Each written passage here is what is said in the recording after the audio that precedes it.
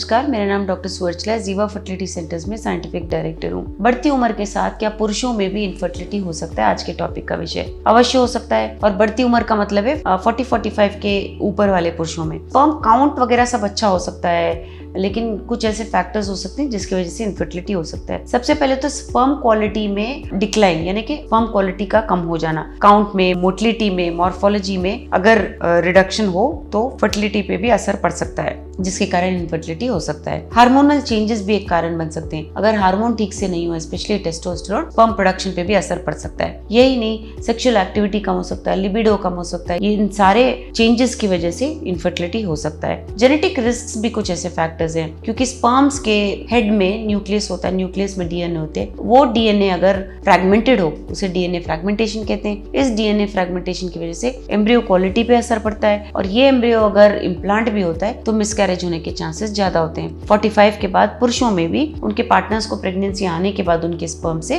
Miscarriage rate ज्यादा होता है। जेनेटिक अबनॉर्मैलिटीज भी इस उम्र के बाद पुरुषों में भी ज्यादा होने के चांसेस होते हैं। टाइम टू कंसेप्शन बहुत बढ़ जाता है इन लोगों में। 40-45 के बाद पुरुषों में time to make their partners pregnant भी बढ़ता रहता है। कॉम्प्लिकेशंस भी आ सकते हैं जब ऐसे स्पर्म्स एम्ब्रियो बनते हैं और इम्प्लांट होते हैं, यानी कि जब उनके पार्टनर्स प्रेग्नेंट होते हैं तो मिसकैरेज रेट भी ज्यादा होता है 45 के बाद, क्योंकि इनके स्पर्म्स में डिफेक्ट्स होते हैं। एम्ब्रियोज में भी डिफेक्ट होने के कारण अबॉर्शंस के चांसेस, मिसकैरेज के चांसेस बहुत ज्यादा होते हैं। प्री टर्म बर्थ और लो बर्थ वेट भी देखा गया है अगर स्पर्म क्वालिटी अच्छा ना हो। कुछ ऐसे फैक्टर्स हैं जिससे स्पर्म क्वालिटी इफेक्ट हो सकता है, जैसे स्मोकिंग, ड्रिंकिंग, एक्सरसाइज ना करना, ठीक से खाना नहीं खाना, और ओबेसिटी ज्यादा, मतलब वेट ज्यादा होना। इन सारे फैक्टर्स की वजह से भी स्पर्म में असर पड़ सकता है, क्योंकि उनकी उम्र बढ़ती रहती है और ये इन चीजों पे ध्यान नहीं देते हैं। लॉन्ग टर्म इफेक्ट स्पर्म्स पे पड़ने के कारण उनको इनफर्टिलिटी हो सकता है। कुछ ऐसे टिप्स हैं जिससे आप अपना हेल्थ सुधार सकते हो। ठीक से एक्सरसाइज करना, अल्कोहल या स्मोकिंग ना करना, अच्छा आहार खाना,